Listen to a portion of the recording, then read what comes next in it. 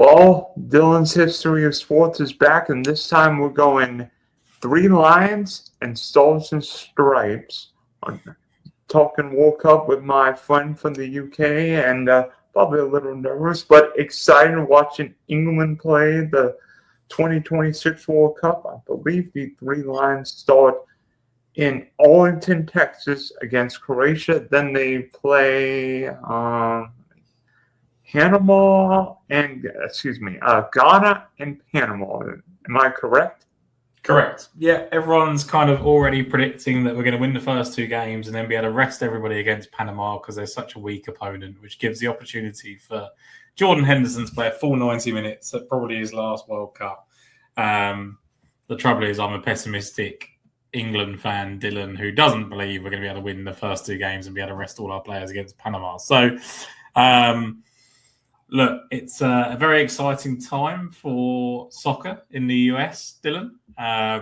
Great for the US, Canada, Mexico to host the tournament. Mexico playing all their 5 games at home, right? Or their 3 games at home? All 3 group games at home.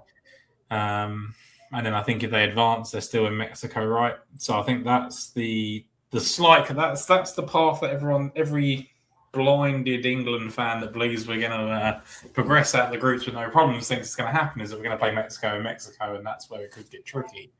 But look, I think almost every team comes with question marks this year. I think if you were just to look on paper and look at France, you'd go, look, that team is too good.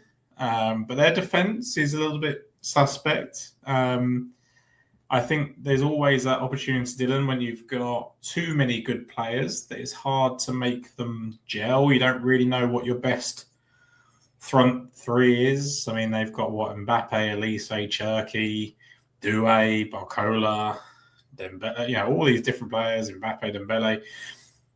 Too many, like an embarrassment of riches, right? But then their central midfield, probably not very good. Like, they're still talking about playing N'Golo Kante and people like that. So then you've got Spain, who don't have Orizabal's been pretty good for Real Sociedad, and he's done well in his short time with the Spanish national team, but not a recognised striker, right? So they, in tournaments gone past, they've had Alvaro Morata, and we know, you all know, Dylan, as a Chelsea fan, what that's been like, albeit he's had a decent, career with Spain. But, you've got those question marks around Spain, and then you think, okay, well, Brazil and Argentina, neither of those are kind of what they used to be, right? Lionel Messi's going into his twilight years. They probably won that, for him in 2022, and Emi Martinez obviously being, coming up trumps there. And look, they've still got a good team. They've got Julian Alvarez and Enzo Fernandez and all these different players, right? But as always, their defense is a little bit,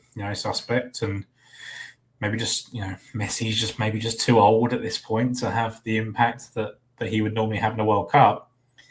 And then you look at Brazil, Dylan. I mean, like, their team's pretty unrecognisable, right? I mean, there's a chance that Igor Thiago is going to be one of their shining stars, and he comes from Brentford, and Danilo, who left Nottingham Forest to go back to play in Botafogo against the World Cup team, he's been playing brilliantly, but I don't think they're winning a World Cup with a Forest reject. So, I mean, Forest reject's unfair. He was injured, and then there was some dodgy dealings. But, he's not our star player by any means. So there's question marks around everybody. Obviously, we'll get into kind of, I know I've just stolen the thunder there, Dylan, of just reeling off all the top teams. But there'll be some dark horses. A couple of teams we didn't mention there in Germany and Holland are always going to be kind of thought about, but I wouldn't necessarily think it's a good tournament for them. There's a couple of teams that people are really excited about. So I'll leave the other ones for a little bit further on in the show. But burying the lead, Dylan, we haven't talked about USA there. I mean, and, Tom and I will go back and forth. We'll ask each other about our team. So Tom being English and I'm West American. So Tom, how big is the World Cup in England? Because we know it's been 60 years since the Three Lions won a home World Cup at Wembley, but how big is the World Cup over there? Yeah, it's everything. Like, I think that's what everyone kind of looks forward to. I think this year has been the build-up's been a lot quieter than normal, but I think that's I don't know what that is really, what's caused that, but I think eventually, Thursday will roll around and Mexico and South Africa will get us underway in the World Cup and we'll all get excited again. And of course, then England have that first game against Croatia next week.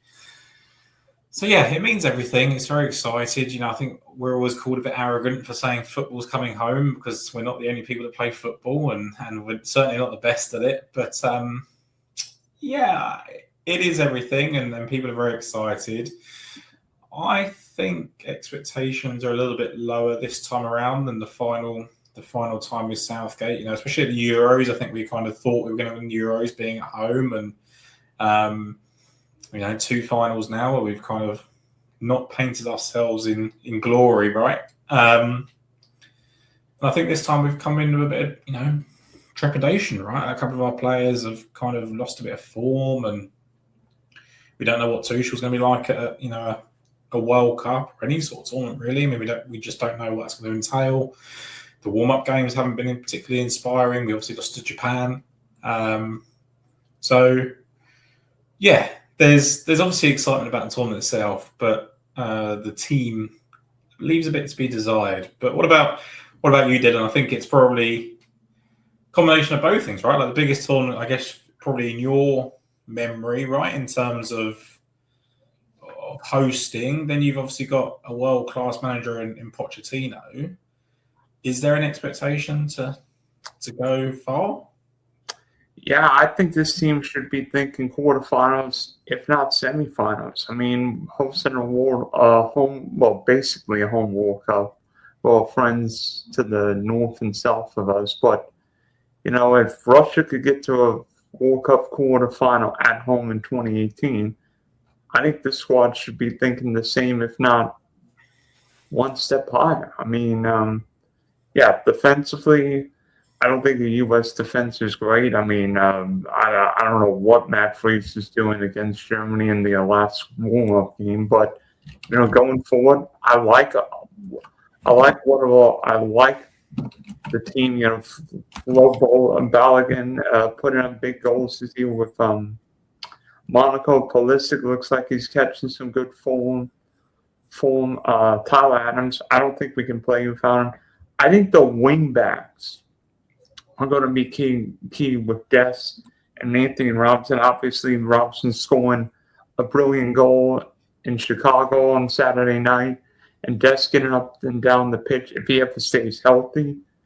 I think the key with the U.S. defense will be Chris Richards, whether he's fully fit, because as we both know, Richards has been a key reason why Palace won the UEFA Conference League this year and won the FA Cup last year. And I think if Richards is healthy, it makes the back line more formidable. Yeah, will it be Dest or Freeman, I guess? Or, I mean, they might be both playing, right? I think it might be both. I mean, Dest could play as a wing back. Freeman probably ends up as a third center back with Ream and Richards. Yeah. I mean, look, I love Tim Ream, right? But if we're relying on him in 2026, I guess it's tough. You're right about Chris Richards. Look, I think this year you've got like a real spine, right? Like you've got Chris Richards at centre back, who you should really be able to rely on. You've got, McKennie in midfield, and obviously Pulisic and Balogun in those kind of attacking areas. It's pretty exciting. It's just that kind of depth that you lack, right? In terms of, is the goalie good enough? Are the 2 midfielders behind McKennie good enough? Like, that's where things fall down. But I think also there's a lot to be said for just a bit of continuity, an inspiring manager, and being at home. That comes with certain trademarks. And I think I guess it kind of depends where you think you're going to finish in the group. Like if you finish first, you should have an easier game.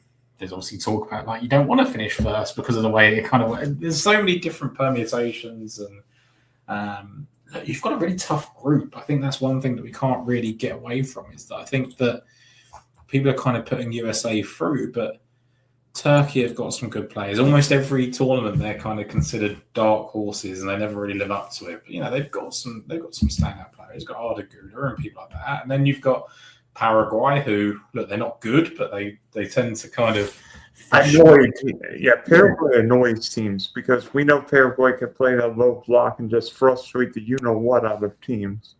Yeah, and I mean, look, Australia are terrible. They should stick to cricket or rugby. They're definitely not, a soccer team. They're gone are the days of them having kind of Harry Kewell and Tim Cahill and players like that. But I think if you get out the group, there'll be quite a lot of belief, and then you could set yourself up with a reasonable path. I just did a very quick sort of predictor as we came on, and this is based on kind of you getting to finishing first. It means you could play Scotland, I think, in the in the round of 32. And no chances with Scotland.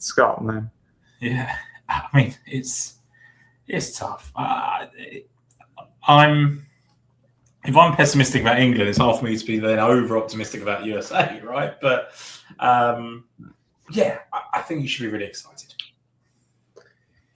Yeah, and with England, there's good, bad, and ugly moments. I mean, in your lifetime, what's the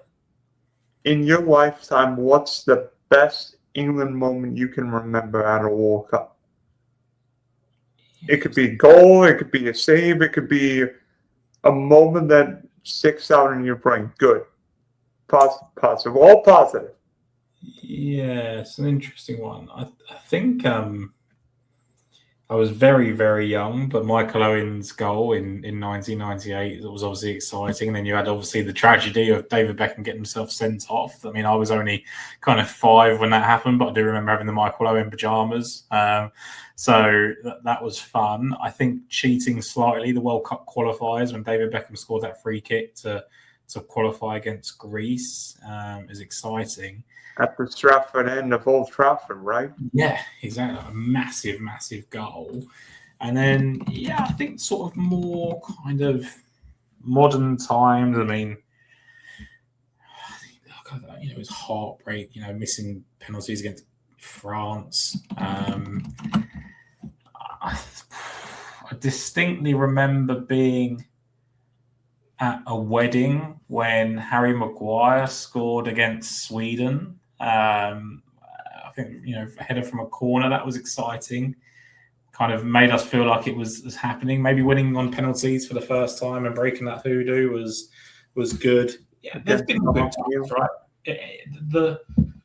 The biggest heartaches are coming to Euros recently. Like, it felt like we should definitely have beaten Italy. Luke Shaw scores that early goal, and then you go to to the final last time, and we just didn't turn up. Ollie Watkins' goal against Holland, it was amazing, huge scenes, and then we go and just lay an egg in the final. So obviously Euros versus World Cup, but there's been more agony than excitement as an because it's not even like, I think when people sort of talk about us being arrogant and like we go into every tournament and think we should win it, you look at that kind of golden era when Sven-Goran Eriksson was there. We had like a young Wayne Rooney and Lampard and Gerrard and Ashley Cole, Sol Campbell, John Terry, Rio, like incredible players like Rooney and Owen playing up front.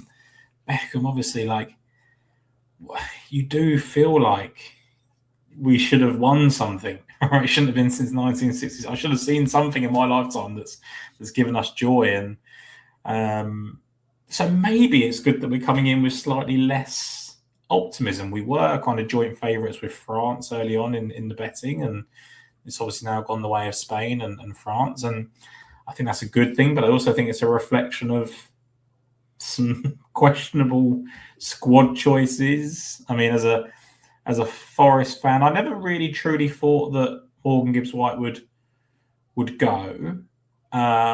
Because I feel like his position is still best behind the striker, and you've obviously got Morgan Rogers, Jude Bellingham, Eze. Like, is he ever going to start over those three? No. So do I really want him sitting on the bench? No. But the last 5 or 6 games of the Premier League season, he played off the left and played really, really well with Vitor Pereira. And I just think when you look at Anthony Gordon and the form outside of the Champions League this season has been really, really disappointing. He's had a bad year for Newcastle in the Premier League. Then suddenly got this massive move to Barcelona, which maybe is what has kind of caused the disruption and maybe not played as well.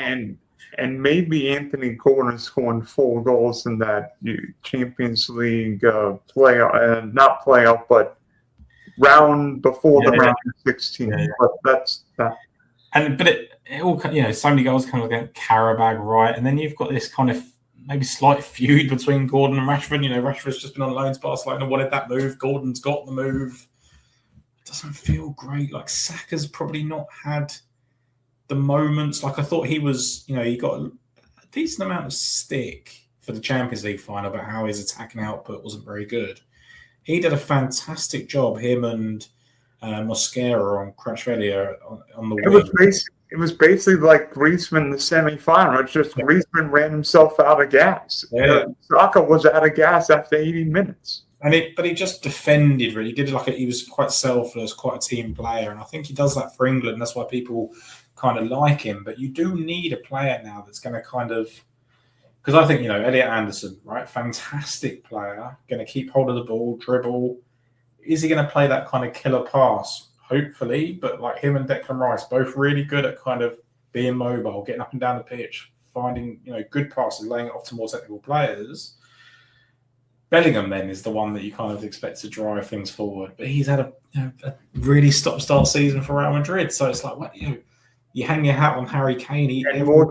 And Morgan Rogers scored in a European final a few weeks ago. Yeah, and I think that's the problem as well. Is that if you've got Bellingham's almost certainly getting a play, right? But Morgan Rogers has been trusted by Tuchel quite a lot. He started a lot of games under him. Obviously, Bellingham not being available. I wouldn't be surprised if we see Morgan Rogers in the first game, and then Bellingham comes on, and then hopefully impresses, and then he starts the next few. There's always talk about John Stones starts. John Stones hasn't played football barely for a year, right? So it's tough. You then got Reece James, who's like this ultra reliable, exciting right back, but only reliable when he's fit. Like he has injury problems. John Stones has injury problems. So then you could very easily be looking at who a right back. What we're going to do if that happens? Like Livramento or Jed Spence, whatever. Like it's going to be really tough to get excited. I know we've got Dan Burn in the England squad. I mean, crikey! Like if we've got Dan Burn playing at any point during this tournament, we're going to get really upset. So and you don't even have Lewis Hall as the backup left back. You've got his teammate. An incredible decision to leave out Lewis Hall. I think the excitement about Lewis Hall got a little bit out of hand. Took people to my best left back in the league, but he was very good. Whereas Dan Burn continues to prove that he's not good enough at left back. He's not good enough at centre back. And unlike Maguire, who comes on and you look like he could score a goal, Dan Burn doesn't do that either. So all those reasons to leave Dan Burn at home, he still plays. Jed Spence has, just nearly got relegated with Tottenham. Like, do we really need to play him at kind of left or right back at any point? I know he's there because he's versatile, but Luke Shaw's just started every Premier League game for the first time in his career, probably. So, like, it's some interesting decisions, right, with the England team, and just slightly miffed with some of the decisions Tuchel made. Now he's paid to make these decisions. I think sometimes, Dylan, I think that's probably like one of the good things about being a USA fan, and I mean this with no, not being patronising in any way. Sometimes it's nice that you only have those select few players to pick from, and you kind of know who's going, because otherwise you just end up spending the whole time debating whether if you'd have taken Gibbs White, it'd have been better. If you'd have taken Cole Palmer, could he have had that moment of magic? If we, should we have taken Calvert-Lewin, for example, right? Like all these ridiculous statements that you make, maybe that's easier when, USA pick the players they can pick and that's it. Sometimes, I don't know, there might be something there. I'll say this. Part of me is thinking that the U.S. should have picked Diego Luna, whether he starts or just for a backup, because I think we need some excitement. But you know what? Best moments for us, probably the Landon Donovan goal against Algeria 2010. Yeah. And then, recently probably the 2-0 win over Mexico in 2002. Not just winning, but beating our most hated of enemies in the round of 16.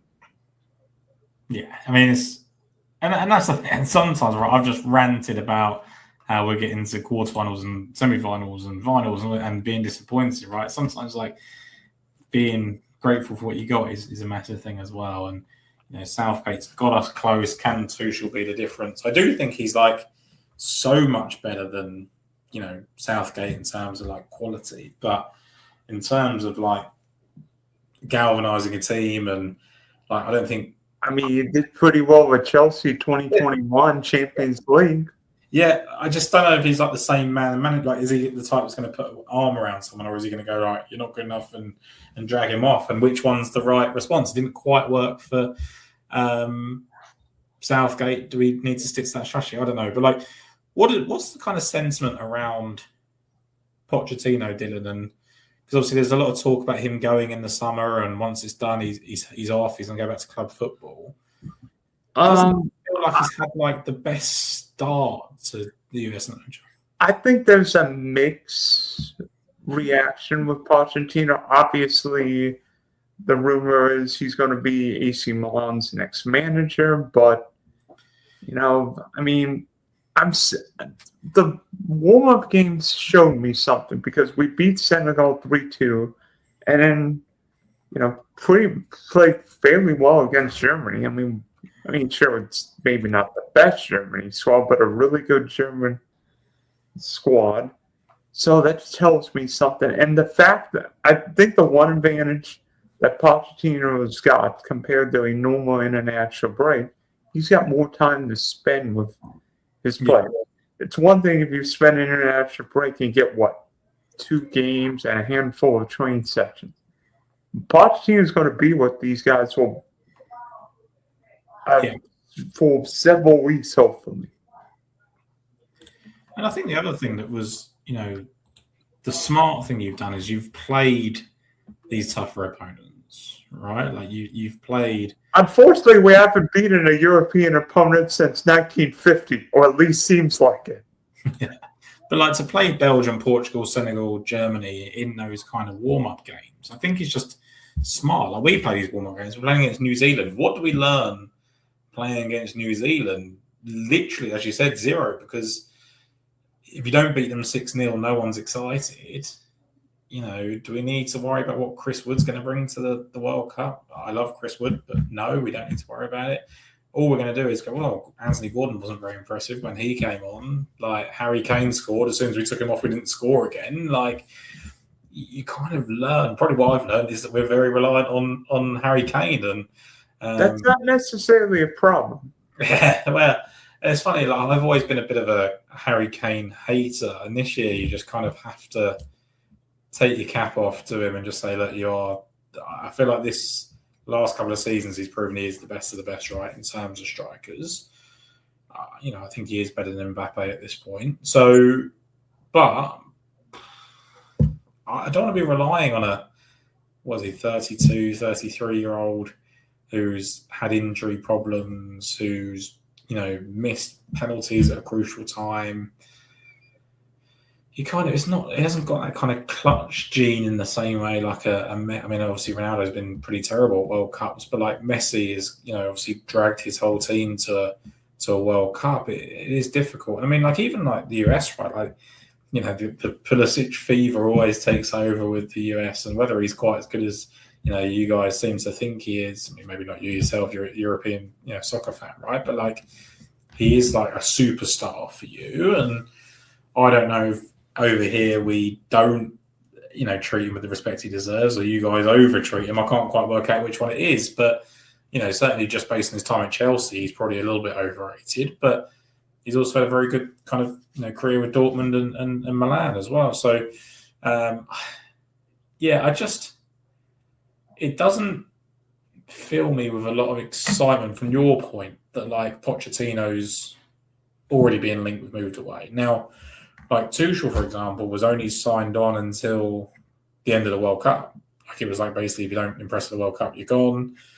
all of a sudden he signs a new contract in the kind of build up, which makes me believe he's gone, right, there's something here that I want to work with. If I don't win this time, I can take it to the Euros. Whereas Poch is basically just going, look, I'm in it for the kind of World Cup hosted in our country, and there's not really much for me to. And again, like that's probably fair enough. Like what you've got 4 years before another World Cup or something he's actually interested in. So he's not going to wait a whole 4 years to do this tournament again when there's probably, as you said, a big club job out there. Is AC Milan the job that it once was? No. But yeah, just it feels like he hasn't seen something from the squad. I don't know if he was promised that like good players were coming through and they just haven't. Whether that's is he inspired by the fact that he's got to play Tim Ream for another tournament? Like it's really tough, isn't it, to know what's going. Only he knows what's kind of going on in his head, I guess. Yeah, and then watching this England team, you probably have seen it. England's not exactly the most creative team. Not a lot of expected goals. The possession, all over the place. The progression is slower than a turtle. What's the issue with England's possession and lack of progression? Yeah, I think it's just he hasn't really found the team to settle on, right? Like there is a couple of question marks. I mean, look, he's managed 13 matches for England. He's gone a whole thing without conceding a goal or we haven't conceded a goal in the whole time of the qualifying, right? It's hard to know. I just don't think we're quite as good as we were. I think it's as simple as that. I think actually that Southgate had the better team. I think it's okay. Well then, are England overly reliant on a certain Harry Kane? Yeah, I think so. Like as I said, I love Elliot Anderson to pieces. He's probably going to go for over 100 million. But do we need Elliot Anderson and Declan Rice in the same midfield? Are they doing the same sort of job? Is Bellingham or Morgan Rogers the answer? I hope so. Right? I'd love to be wrong. Right? Like I'd love to be wrong, and Saka comes to the fore, and Gordon suddenly has the kind of tournament that makes you realise that that's why he's going to Barcelona. But I think we are going to be very heavily reliant on Harry Kane, and that's not been as you said, it should be something it's not a bad place to be, but by the same token, I don't know that I'd want to rely on one player. But I think that's the thing with the US. Like, you're not reliant on Pulisic like you were, once upon a time, right? Like you've got Balogun, you've got McKinney, you've got, Malik Tillman with Bayern Leverkusen. Yeah, like you've just got it's a more well-rounded team. You've got Anthony Robinson going down, Dest, and I really like Tyler Adams. I mean, he's an absolute menace, and he's going to foul a lot of times. But I do think he's quite dynamic at times. So I think you've got a good core. Your problem's going to be, Dylan, if you're running out of ideas during the game, who's going to come on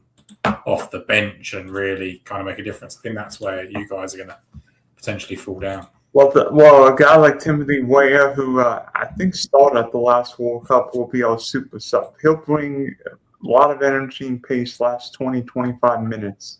Yeah. And maybe Ricardo Pepe brings some goals too. Yeah, good goal. Good season with PSV. I guess Haji Wright's just got kind of promoted into the Premier League. Maybe there is more there than Giovanni Reina does. I mean, he's struggling, right? But there's players. I'm surprised Austin Trusty doesn't get in to the team more. I feel like he's quite dynamic on corners, and maybe Tim Ream. Sebastian Berhalter could be our corner taker if you're looking at set piece, but who knows what happens there? Yeah, no, true. Who do you getting away from our teams for a minute? Who before this kind of started, and we got closer to World Cup fever? Who was your team that you kind of? Was it France that you were kind of look, they're going to win, or was there someone else for you? No, I mean, I've gone back and forth, but I just think France has got so many options up front. It's ridiculous. Every major tournament, France is. I mean, the men who didn't make this French team could be playing for like every other team at this World Cup. Yeah. Yeah, they've got an incredible squad. I mean, look, you look at kind of the last two World Cups. Obviously, won it in 2018, runners up in Argentina, against Argentina and Qatar. You look at, the Euro. The Euros have been a little bit disappointing, right? Obviously, won it in 2000, but they were disappointing in 2020. They were, they got to semi-finals last time, but that's kind of like minimum requirement. They weren't that impressive when they got there. Like, this is going to be kind of Didier Deschamps' last dance, really. I just worry about that midfield. I know it's going to be a case of just like, right, you get the ball and just pass it to Elise or Dembele or Mbappe or whatever it might be, but that central midfield is rough. And there's still Rodri in that midfield, even though, trust me, I love him cut N'Golo Kante to pieces. And I'm trying to think. I don't know if he's projected to start. Probably. I think Tunanemi, the Real Madrid defensive midfield, is probably going to end up in mid there too. Plus, what's going? Oh, go ahead. Like, he loves Rabiot, right? Like, it could be Rabiot and Tchouaméni. It could be Zaire Emery. Zaire Emery's been fantastic for PSG. Like, they could be absolutely fine, and I'm just overthinking it. But it just feels like we're so sort of intent on like that front three, the combination of those front three. Which is weird because thinking back to the last Euros, France played so conservatively. Like, France did not score that many, if any, goals from open play. I mean, I think they had.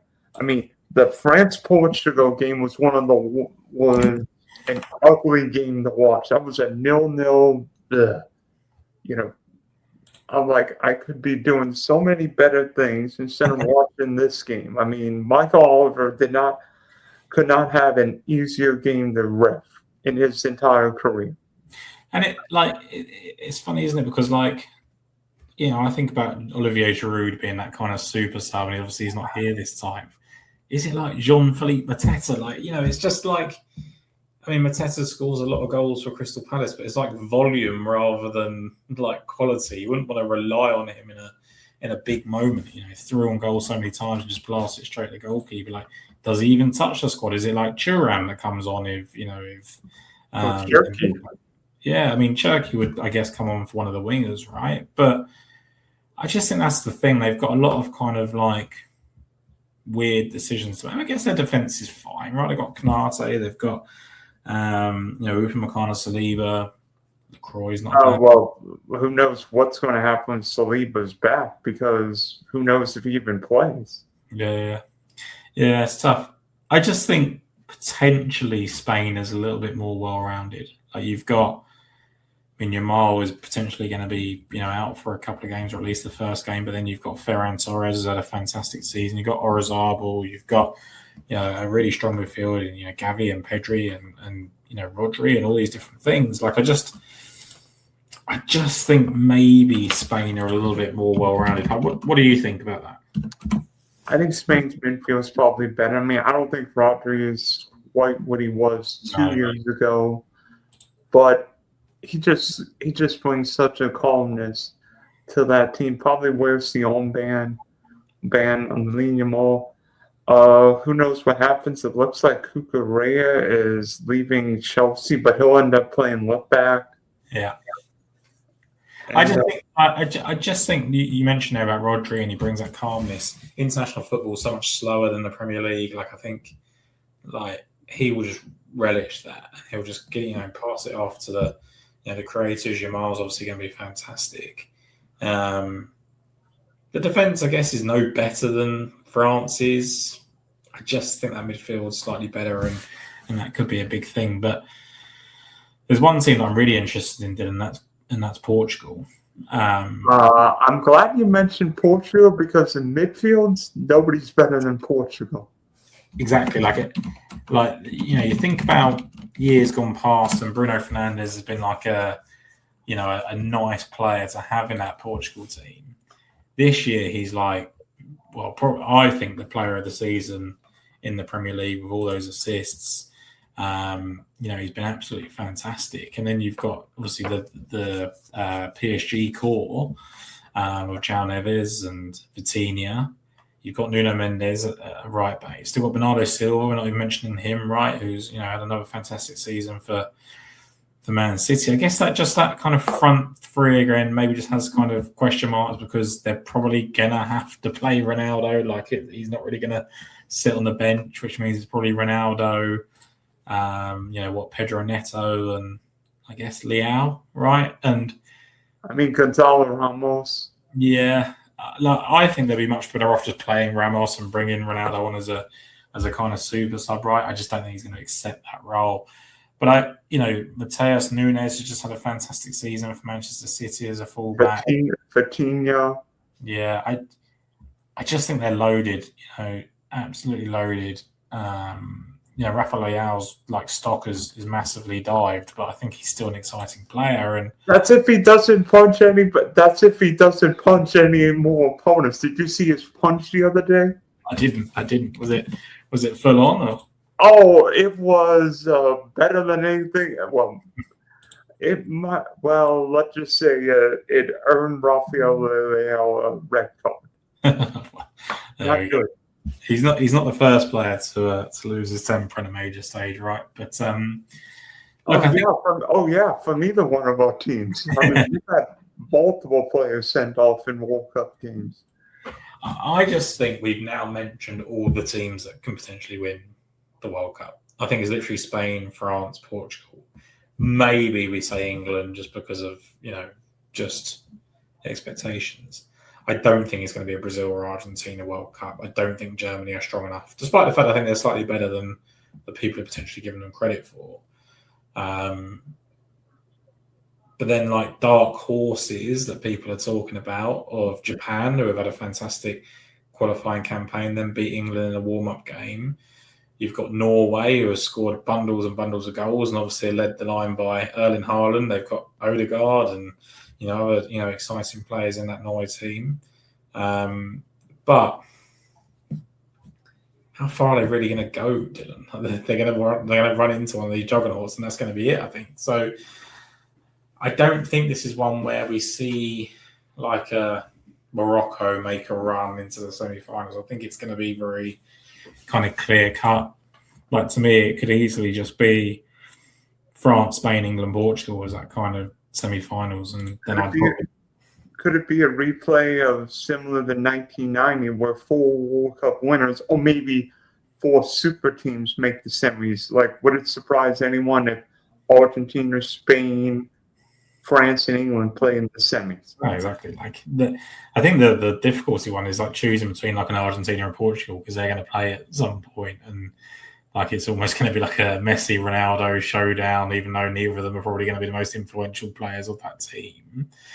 One thing I really do think is worth noting is about people that are going to have standout World Cups. I mean, Julian Alvarez could have a fantastic World Cup for Argentina. I don't think he's the one that people really focus on in that team. They think about Messi and Lautaro Martinez. You've also got Enzo Fernandez, who is fantastic. I think Julian Alvarez is the one that, the season he's just had is probably the one they would be really relying on if they think they're going to make it deep into this tournament. Agree. Plus, Alvarez scores big goals for club and country. Yeah. And plus, this guy, Lautaro Martinez, scores pretty big goals too for. Yeah, when I say I think Alvarez is better, it's it's touch and go. One of them could have the game, the next one could take over, right? But I don't think we've talked enough about this, but there's a couple managers of famous club teams now managing national teams, and obviously the biggest is Carlo Ancelotti with Brazil. We know what Carlo Ancelotti has done in Europe. He's won the Champions League more than any other manager. But how will he and Brazil do this tournament? Because Brazil won the last World Cup, the U.S. in '94. But this Brazil side, probably lacks some of the star power. Obviously, Rafinha with Leeds United, Vinny Jr., who knows if Neymar ever fit. But the one thing I like about this Brazil side with Gabriel and Marquinhos, I think they're going to be very difficult to score. And if Alisson somewhere near his best.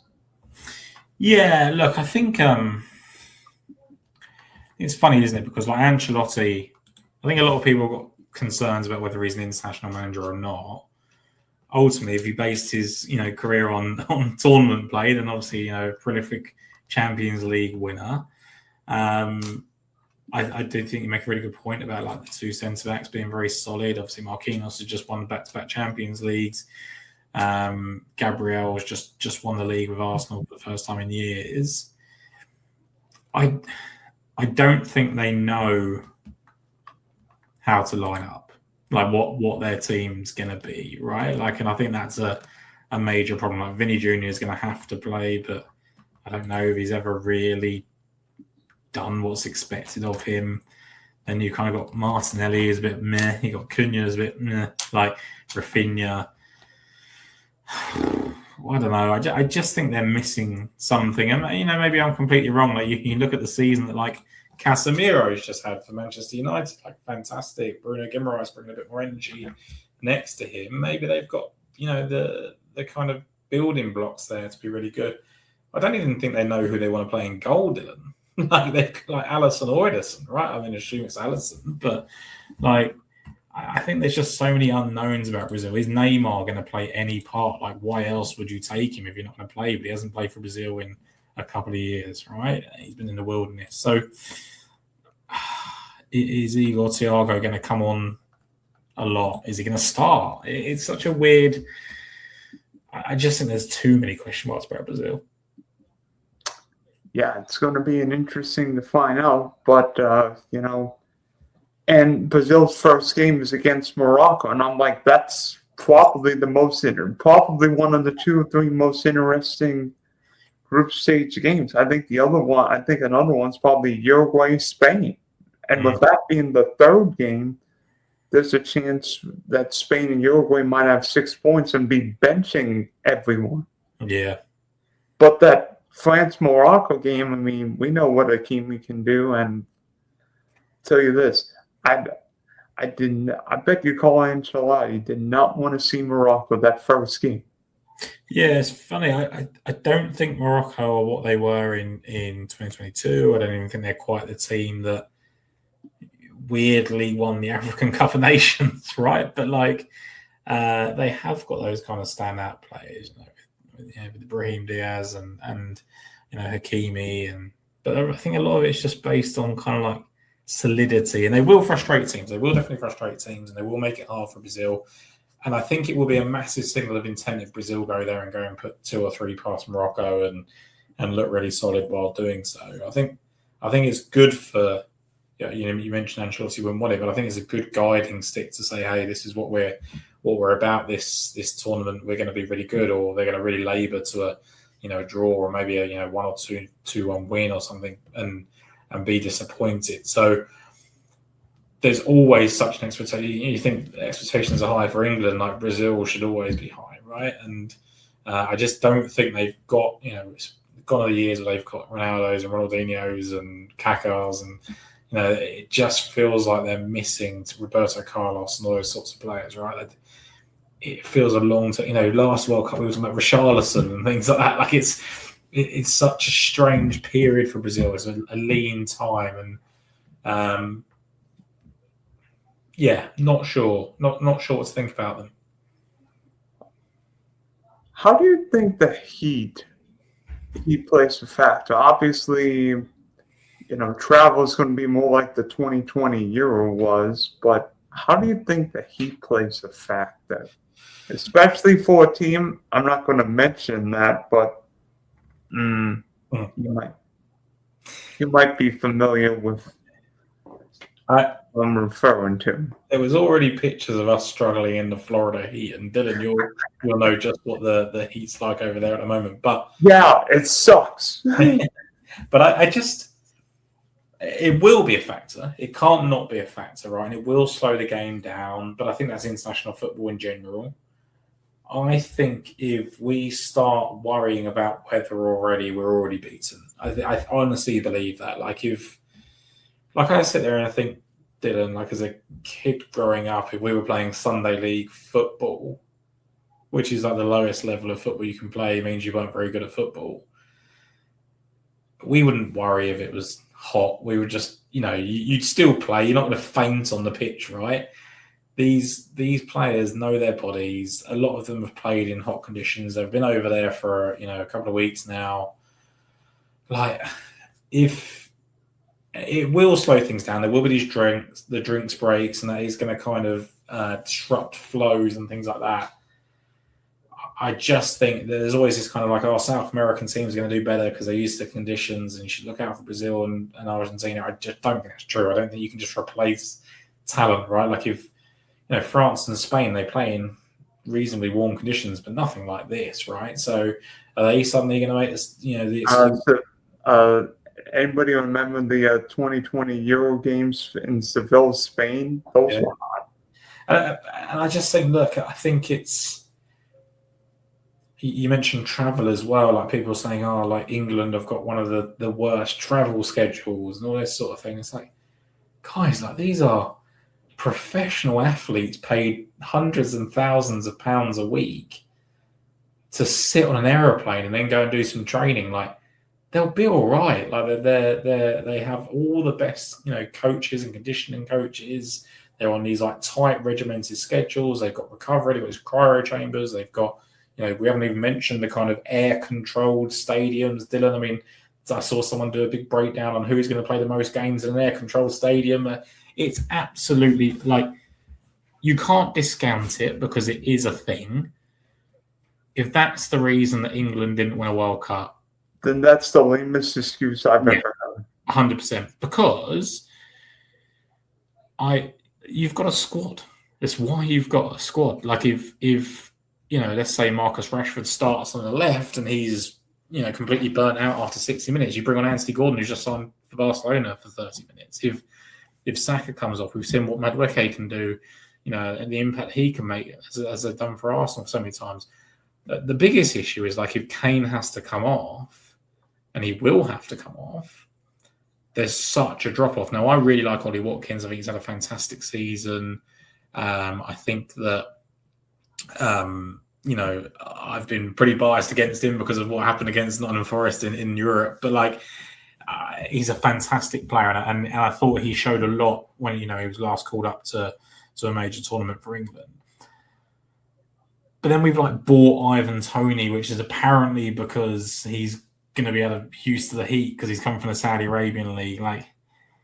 Is Ivan Toney just going to come on for penalties? What's the, it's such a people like for like swaps, right? They want to take off, but as you take off Kylian Mbappe and you bring on Olivier Giroud in past tournaments. If you take off Harry Kane, you're bringing on Ollie Watkins. There's nothing you can do. You can't get away from replacing these unbelievable players, right? And I just think you've got to do it. You've got to just manage the squad. And, if Reece James is really struggling, get him out. We've got every player that would come on as a substitute for England would start for 50% of the other teams in the tournament, right? And that's what you've got to think about. Morgan Rogers would start for basically every single nation except for maybe Spain and France, right? By the way, speaking of France, did you see Alessi score a hat trick tonight? Yeah. I mean, he's ready for the World Cup. And by the way, Saliba played 45 minutes, so he looks okay. I think that back. Yeah. What if I think about? Let's go back to players for a minute, Dylan. Obviously, I mean. Well, that's actually before we move on. What do you think about the weather and the travel? Are you factoring that in, or are you just kind of like me? It's like that's a really lame excuse. Let's move on from that.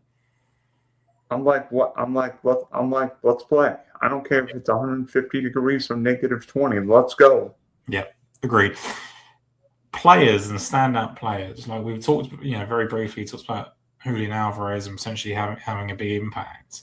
If you were to pick the Golden Boot right now, let's say a favourite for it and a dark horse, who would you be picking?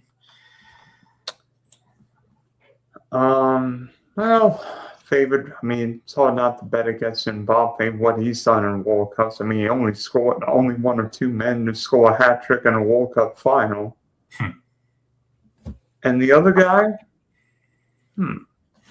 I can't believe I'm calling this guy a dark horse because seemingly he scores big goals.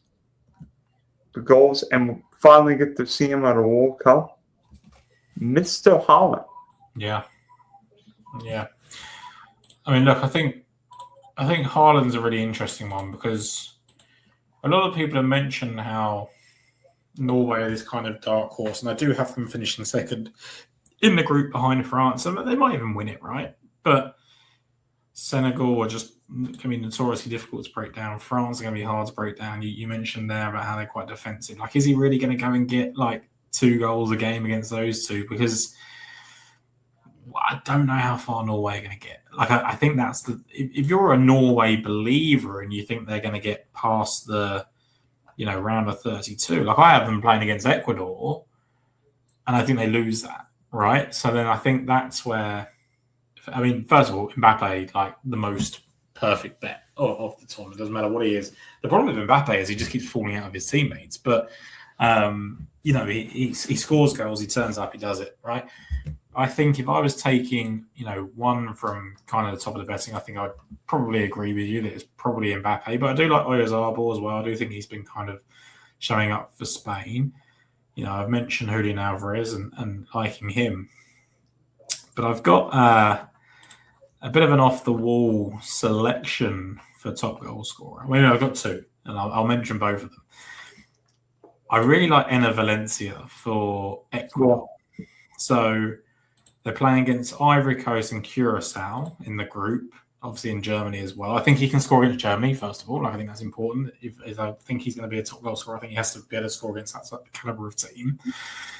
I think he, gets a brace against Curacao. He could score against, Ivory Coast. That's already 4 in the group. I know we're playing perfect ideals, right? But let's say, he does that and he scores in every game and scores 2 against Curacao. That's 4. And then, as I said there, I think he can play against Norway.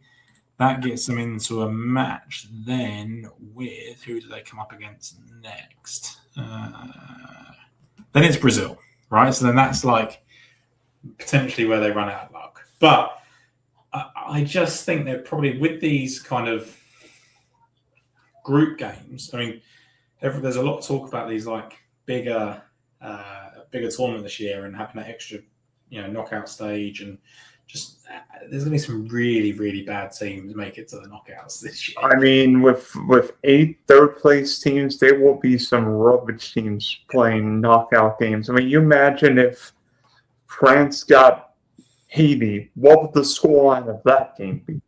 Like, I'm looking at it like Portugal could get Algeria, right? And then it could be, I mean, Korea against Bosnia is a bit of a weird one. That's what I've got apparently written down here.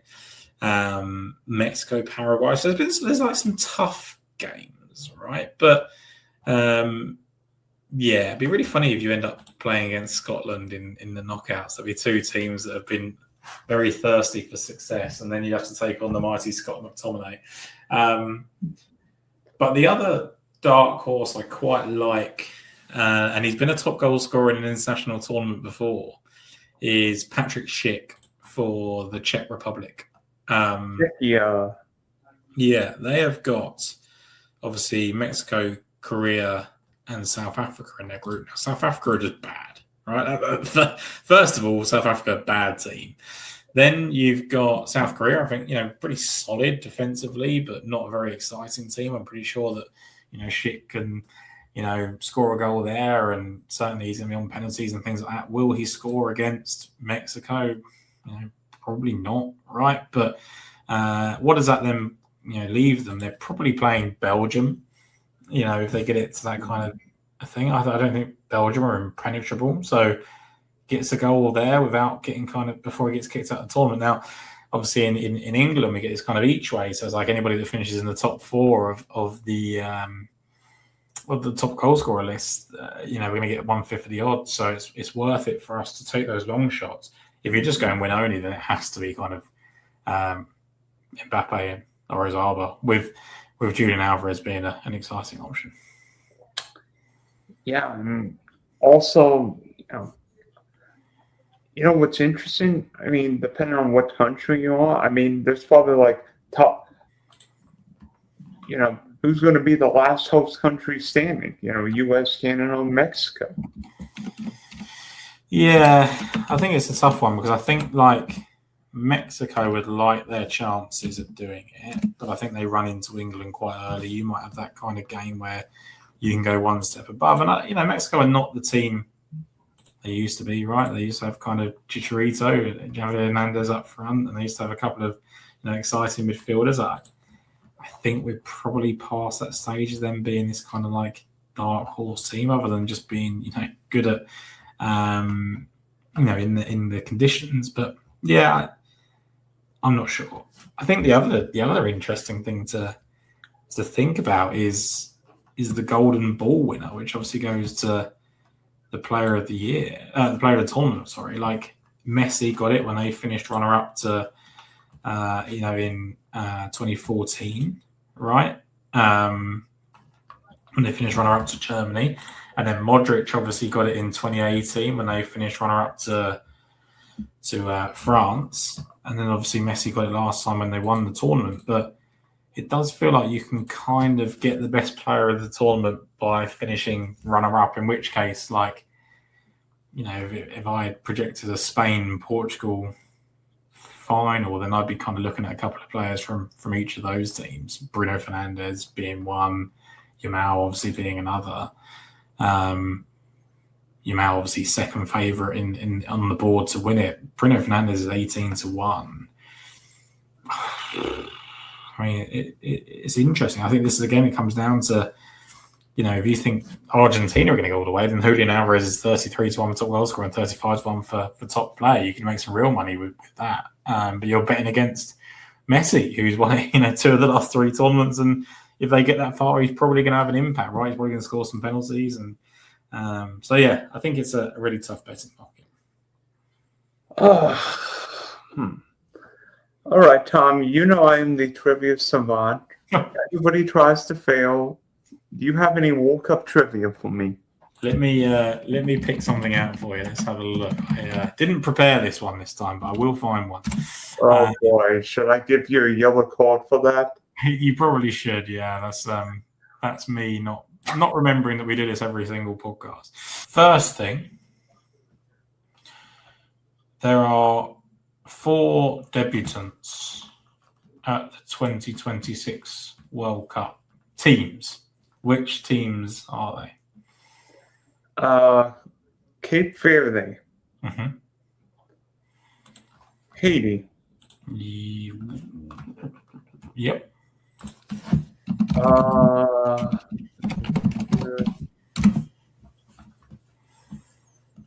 Actually, I think Haiti have played in one. Maybe. Curacao. Yes. Cape Verde, Curacao, yes.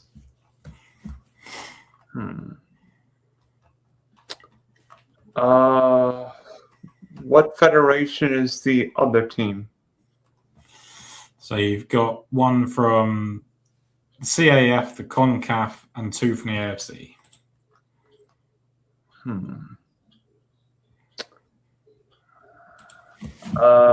Gosh. Is this going to be one of those? Wait. Oh, man. No. Now you've got me thinking. Wait. I've got 2 or 3. You've got 2 of the 4. Haiti was incorrect. Oh.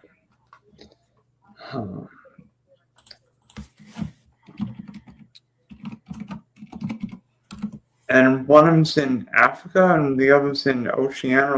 One's in CONCACAF. You've got 2 in the AFC. Okay, so they're both in. You've got 1 in the Asian, and then obviously Curacao were in the CONCACAF, right?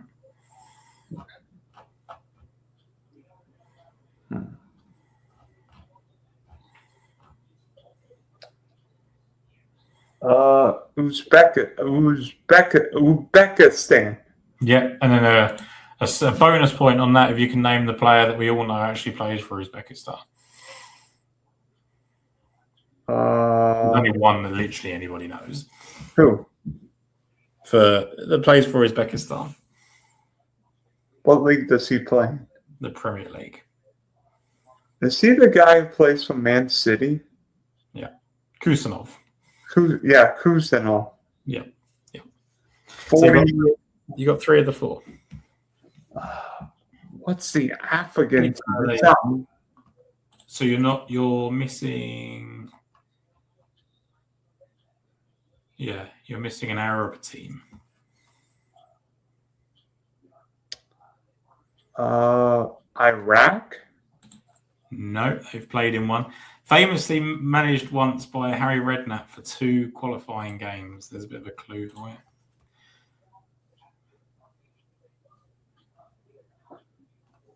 Yeah, but Saudi Arabia made the last World Cup. I know that, and then beat Argentina.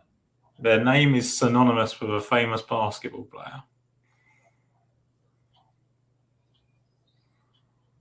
The basketball player would be what? Kareem Abdul-Jabbar? More famous than that. Suriname? No. The name is literally the country. Oh, Jordan. Duh, you idiot. Okay. Jordan, Cape Verde, Curacao, and Uzbekistan are making their debuts at the 2026 World Cup, which is exciting, right? I mean, it's tough that it's taken. Enemy for Haiti. We know Haiti's got 0 chance to win the World Cup. Haiti will not win the World Cup. But the fact Haiti made the World Cup is such an accomplishment. They potentially won't even score a goal, which is really tough. Who does Haiti face? Scotland, Brazil, Morocco, I think. They might get one out. I'm not even sure they score against Scotland, Mike. And then I want you to think about the best player in the world to not play at the World Cup this year. Kevin Feely. There you go. How hard is it for this guy that he's probably never going to play a World Cup?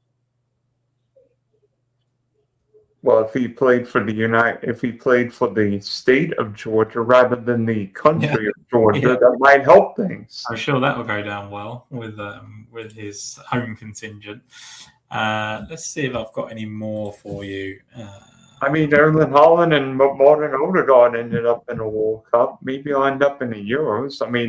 Georgia ended up in the Euros not that many years ago. Yeah. So Turkey's Hakan Şükür holds a record for the fastest goal in World Cup history back in 2002. How quick was it? 7 seconds? Slightly more. Oh, 12. No, 11 seconds Hakan Şükür scored. Can you name the team that he scored it against?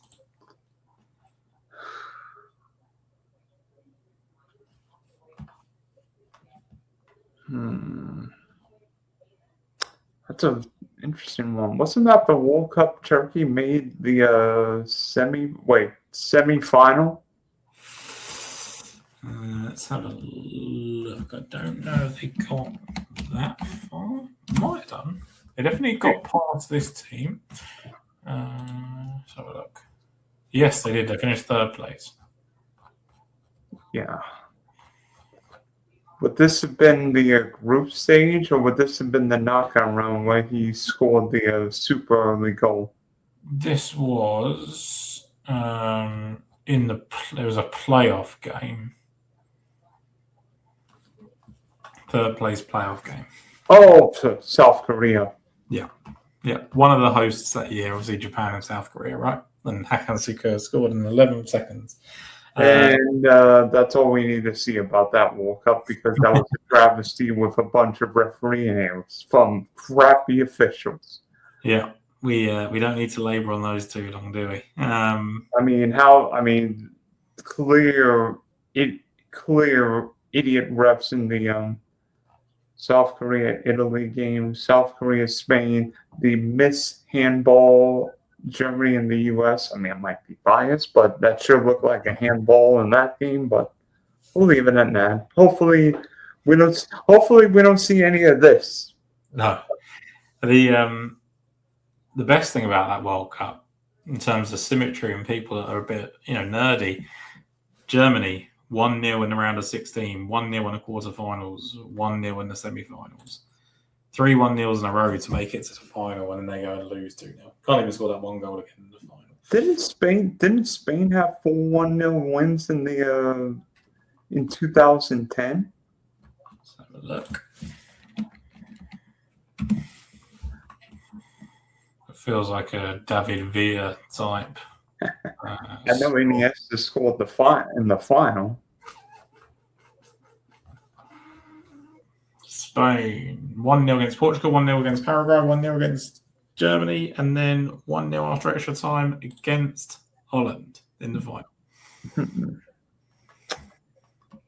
And I'm not even looking at Google. I know. And everyone talks about that beautiful Spain team and how amazing it was, but they basically won by 1 goal most of the time. They lost to Switzerland 1-0 in the group. They only beat Honduras 2-1. They only beat Chile by 1 goal as well. So maybe we misremember just how amazing that 2010 Spain team was, because they needed to. And you know what? Arsenal won the league playing a lot of 1-0 games this year. Yeah.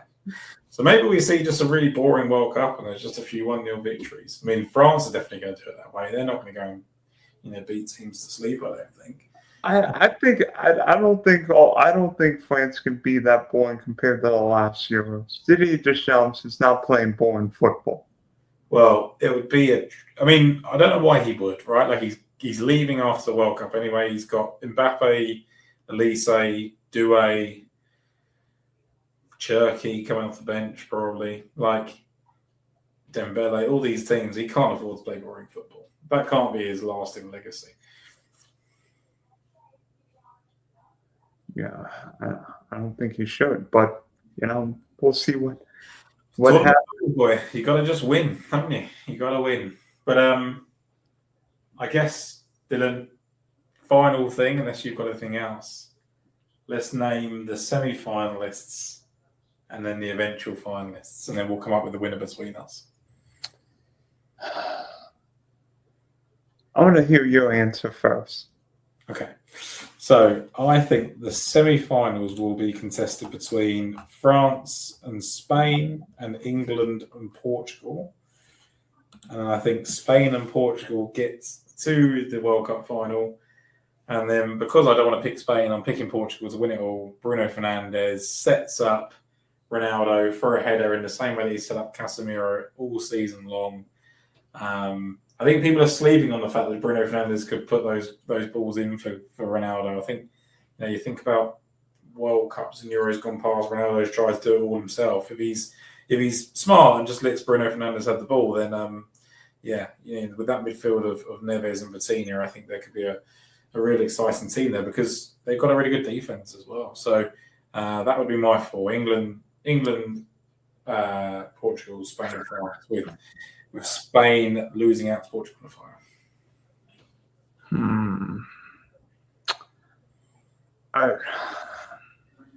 I so want to pick the U.S. to make a semifinal, but I know I would show my bias.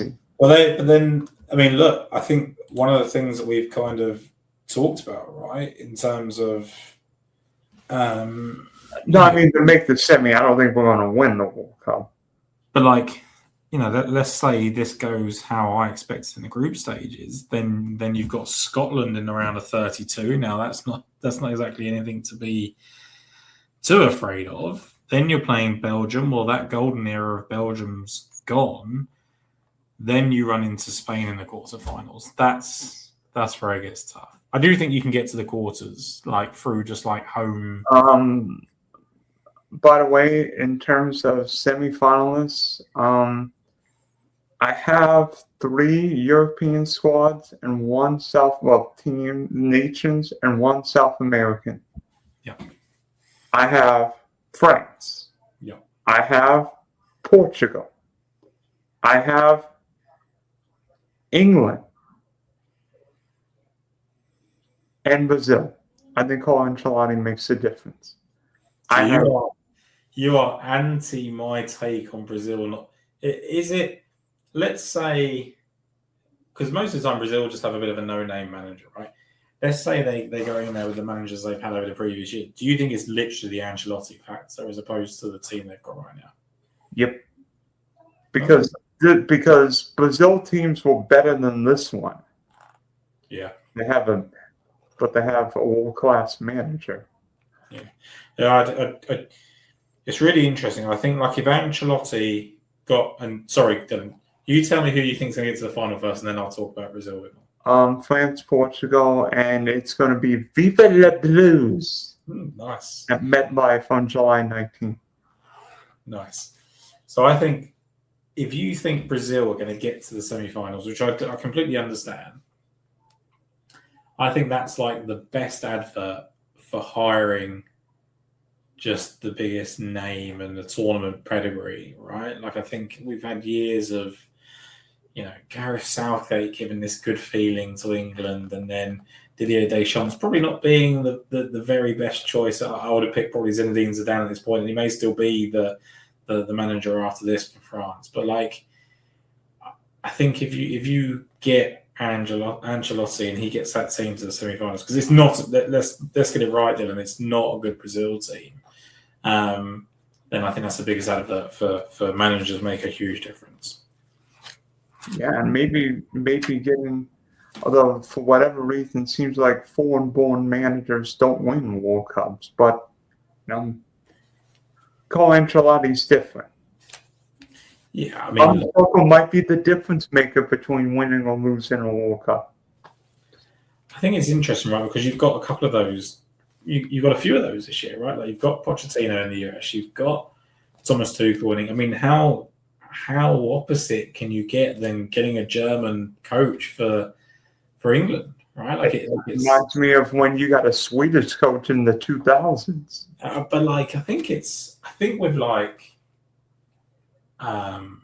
with Sven, it was like, okay, well, like, he had a long history in the game, but it was kind of a bit of a surprise. Like Tuchel felt like a sensible appointment.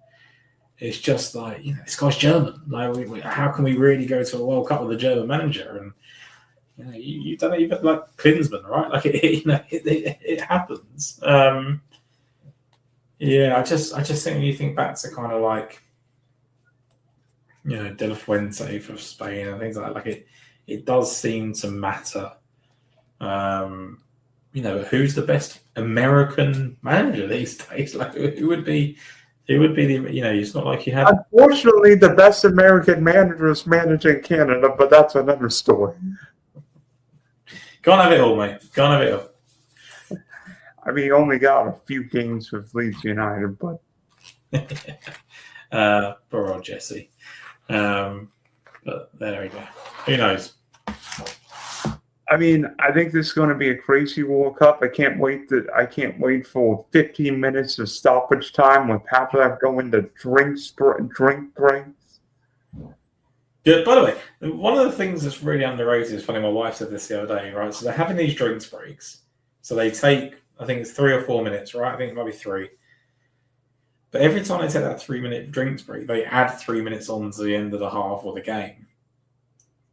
News just don't have the drinks break and then just have a normal time. Like, why are we adding on all this time? Well, then